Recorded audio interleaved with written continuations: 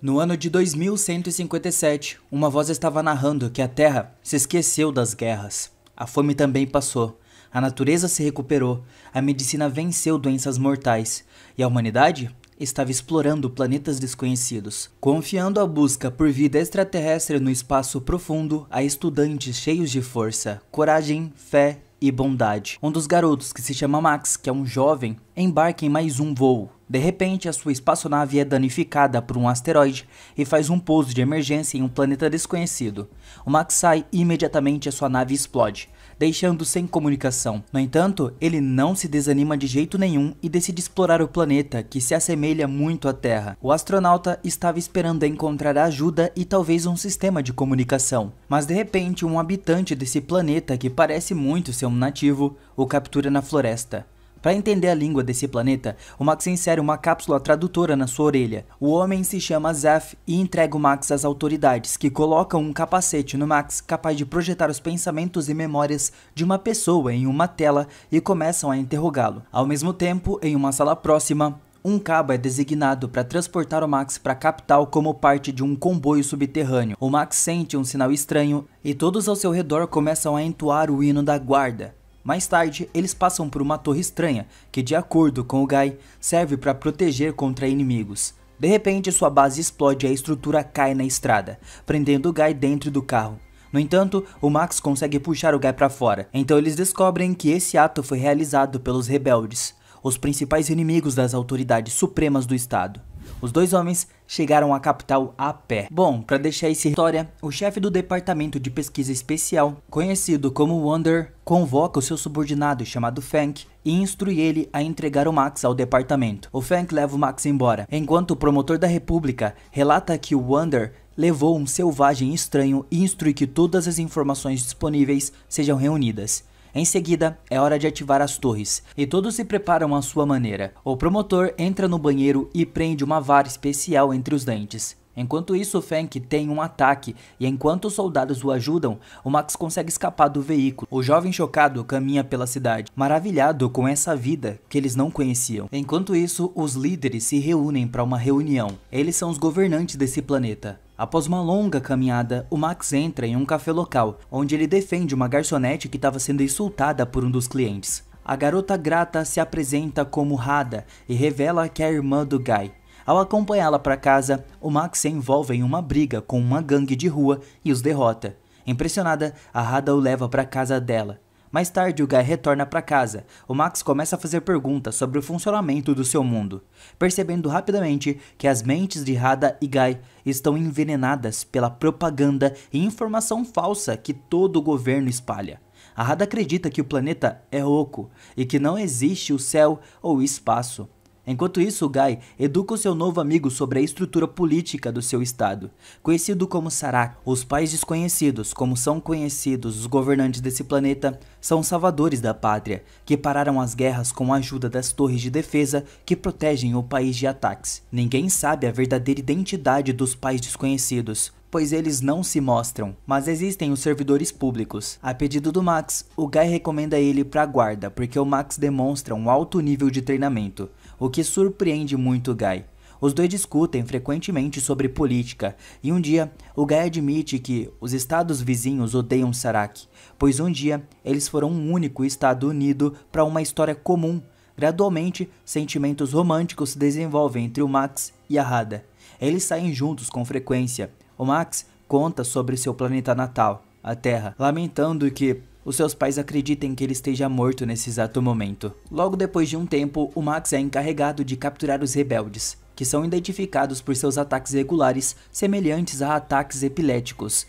Um dos rebeldes ataca o capitão. O Max salva sua vida, mas logo depois o capitão se arrepende de capturá-los, porque também são seres humanos. O Max revela que ele os considerava algo como selvagens. Posteriormente, o Max participa dos interrogatórios e vê que os rebeldes não são terroristas, como os pais desconhecidos rotulavam eles, mas são sim pessoas comuns, com suas ideias e crenças. O Max não consegue aceitar a crueldade dos interrogatórios e simplesmente não consegue acreditar que alguém estava pagando aos rebeldes para odiar o governo. Enquanto isso, Fank relata ao Wander que encontrou o selvagem. Enquanto o Guy e Max são convocados pelo capitão da guarda, que ordena que o Max execute os rebeldes presos. O Max lidera os condenados até o local da execução na floresta, mas logo ele retorna ao oficial de comando, larga seu equipamento e armas, pois libertou os rebeldes presos, e se afasta. O Max começa a falar sobre a ordem real e justa do mundo que existe na Terra. Em resposta, o capitão atira no Max, e o Guy é ordenado a escrever um relatório sobre a transferência. Enquanto isso, os pais desconhecidos estão discutindo um ataque aos estados vizinhos. O promotor defende o início de uma guerra, e o chefe pai ordena que eles arranjem um pretexto, como por exemplo um ataque a uma torre. Nesse momento, o corpo do Max é recuperado pelos rebeldes, incluindo um médico que fica surpreso, pois de acordo com todas as regras, o Max deveria ter morrido. Ele revela que os pais desconhecidos são um grupo de conspiradores que tomaram o poder e eliminaram quem era contra eles, desviando assim a atenção da população da pobreza e da corrupção. As torres são transmissores de radiação especial que hipnotiza as pessoas empobrecidas. Embora a maioria delas não perceba, a minoria, que inclui os rebeldes, experimenta uma dor excruciante. Os transmissores são ativados 2 vezes ao dia em todo o país, levando as pessoas à loucura e à morte. O Max é reconhecido como um deles e levado para uma operação para sabotar a torre organizada pelo promotor. No meio do tiroteio, o Max se dirige ao transmissor e o detona. No entanto, o esquadrão rebelde perece. O Max busca refúgio no apartamento da Hada, onde revela tudo o que aprendeu sobre as torres. O Guy não acredita nisso e sugere que o Max retorne para sua casa e leve a Hada com ele. Mas naquele momento os guardas invadem o apartamento e prendem os homens. O Max é encarcerado em uma prisão onde é reconhecido pelo mesmo homem que levou ele para esse lugar, que também é um rebelde. O Max conta ao Zé sobre a destruição da torre e a perda do esquadrão rebelde. Enquanto isso, o Wander pede ao promotor que entregue o Max a ele. No entanto, o promotor pede algo em troca. Ele quer o desenvolvimento de transmissores para que eles fossem bem mais precisos, pois ele teme que seu segredo seja revelado, uma vez que a sua reação é semelhante à dos rebeldes, ou seja, ele também fazia parte dos rebeldes. Mais tarde, o Max e outros condenados à morte são enviados para limpar as fronteiras do sul dos robôs de guerra restantes. Nesse meio tempo, o promotor descobre que o Max é imune aos emissores. Ele decide quebrar o acordo com o Wander e ordena que o Max seja levado para ele no dia seguinte. O Max tenta transmitir aos rebeldes a ideia de que eles não devem destruir as torres uma a uma, mas sim atacar o centro, de onde o sinal se origina. O Zé fica furioso e explica que as torres não servem para identificar Denters. Elas estão ativas continuamente, não apenas 2 vezes por dia. A radiação das torres rouba das pessoas a capacidade de pensar criticamente, fazendo elas acreditarem em tudo que os jornais, rádio, professores e pregadores dizem. As pessoas podem ser levadas a acreditar em qualquer coisa, apenas os rebeldes entendem isso, já que a radiação não os hipnotiza, só que causa aquela dor agonizante neles. O Zé continua dizendo que há mutantes no sul que também não são afetados pela radiação. No entanto, eles não têm um relacionamento com humanos, mas eles escutam o barulho de um motor. É o Zeph. Ele estava com um tanque para poder matar eles. O Max corre até o tanque, entra e desativa o sistema de controle automático. Em seguida, ele informa aos amigos que estava indo para o sul para encontrar aliados e destruir as torres na fronteira. O exército tenta parar o tanque, e entre eles, o Max reconhece o Guy, que o captura. O Max rompe as barricadas no caminho e conta ao Guy sobre a situação real desse planeta. O Guy fica convencido da sua precisão quando no horário designado está fora do alcance das torres e ele não sente a radiação. Ele fica com raiva ao perceber que foi um fantoche do governo o tempo todo. Mas o Max tenta acalmá-lo e lembra que existem 40 milhões de pessoas como ele, e é por elas que ele iniciou essa rebelião. Durante a parada, eles acabam se encontrando com os mutantes. Eles se comportam pacificamente e oferecem comida aos viajantes. Os rapazes seguiram até o governante dessas terras, observando a pobreza e a miséria da população. Eles são informados de que é perigoso viver ali após a última guerra, mas essas pessoas não têm para onde ir. O Max sugere ao líder, o Duke, que inicie uma rebelião contra os pais desconhecidos, mas os mutantes são fisicamente e moralmente fracos demais para ajudar na revolta. Os mutantes propõem que os rapazes busquem ajuda no Império da Ilha. No entanto, para fazer isso, eles devem passar por terras contaminadas. Assim, o Duque presenteia-os com um velho bombardeiro e os rapazes decolam dali. Durante o voo, o bombardeiro é exposto à radiação das torres e o Guy não parecia estar muito bem, então Max luta para manter o controle e o bombardeiro colide com uma torre.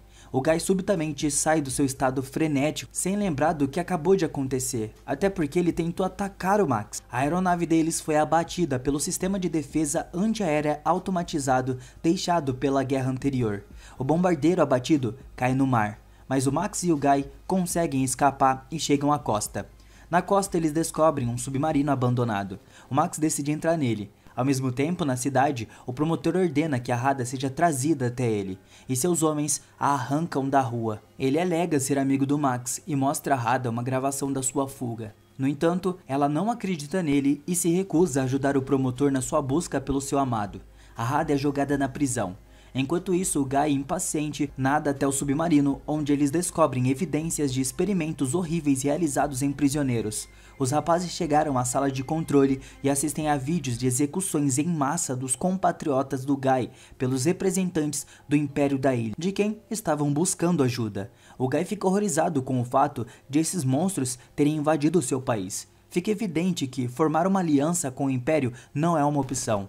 Os rapazes retornam à costa, onde eles são encontrados por uma patrulha costeira. Acontece que uma guerra estourou com o estado vizinho, e como a maioria dos prisioneiros, eles serão enviados para a frente de batalha. Enquanto isso, o Wander, desejando atrair o Max para o seu departamento, acaba enganando a Hada para deixar ela fugir. Ele lamenta como a guerra perturbou todos os seus planos e atribui a tarefa ao Fenk de encontrar e trazer o Max de volta, confessando que tem medo dele. Ao mesmo tempo, o Max e o Guy são enviados para a frente de batalha, onde eles se reencontram com o Zeph. O seu comandante descobre que o capitão da guarda é o comandante deles, que se recusa a entregar o terráqueo ao Fenk, que finalmente localiza o Max. No entanto, o Max se recusa a deixar seus amigos e atordoa o oficial, jogando-o no seu tanque. A batalha começa, mas o Max direciona o seu veículo para o outro lado do campo de batalha. O Guy, influenciado pela radiação, obedece cegamente a ele e retira seus amigos inconscientes, o que o capitão testemunha. O Guy oferece seu corpo como um escudo quando o capitão se prepara para executar o Max por deserção, mas o ferido Max reúne sua última força e mata o comandante. O Max lamenta a morte do seu amigo, mas ouvir o nome da Hada, do agora consciente Fenk, concorda em cooperar com o Wander após o fim da batalha. O Max enterra o Guy, que acabou morrendo, enquanto escuta as propostas do Fenk, que incluem um apartamento nas instalações do Instituto, um carro e liberdade do movimento. Mas ele só verá a Hada depois de provar sua lealdade ao Estado. Enquanto isso, o promotor se dirige ao departamento do Wander, onde se encontra enganosamente com o Max. Ele propõe que o Max derrube os pais desconhecidos, fornecendo as coordenadas do centro que controla o sistema de torres. Ao se infiltrar, o Max deve ativar a radiação especial, causando ondas de depressão que vão subjugar todas as pessoas no país, incluindo o exército. Em seguida, o Max deve eliminar os pais desconhecidos. Depois disso, ele se tornará o governante do estado e libertará a Hada, que estava nas mãos do Wander. O promotor servirá como seu conselheiro. O Max leva o Zeph consigo e parte para a missão. Ele chega ao centro e emite ordens aos seus associados, instruindo-os a detonar a bomba no porta-malas caso ele não retornasse. Ele ganha acesso facilmente ao interior, mas é detido pelos guardas antes de chegar ao elevador. O Max os incapacita, mas os homens recuperam a consciência e perseguem ele. O Max chega ao centro de controle e ativa o modo de depressão em todo o país. O Wander assiste as pessoas caírem no chão e corre em direção ao centro de controle. Enquanto isso, Max retorna para recuperar a bomba, a coloca dentro do prédio e a ativa. Em seguida, ele sai do local da explosão iminente. O Wander inicia a perseguição ao Max e, alcançando, ele se envolve em um confronto. Nesse momento, uma explosão poderosa ressoa, destruindo o transmissor principal. As pessoas nas ruas começam a recuperar a consciência e a sobriedade. O Max corre para encontrar a Hada e a localiza em uma câmara criogênica. Ele carrega a garota para fora, mas o Wander bloqueia o seu caminho.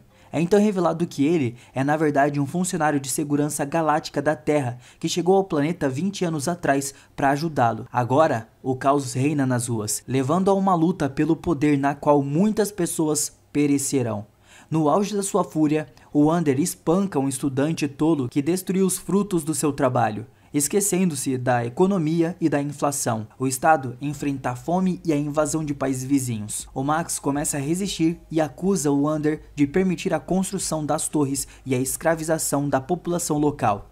No entanto, o Wander lembra ele das leis da história, onde todos os seres racionais passam pela experiência de guerras e escravidão. Esse planeta não é uma exceção.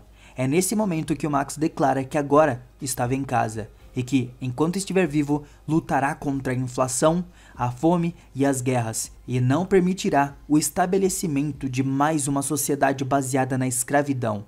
A Hada se junta ao Max e eles ficam juntos, enquanto Wander simplesmente sorri.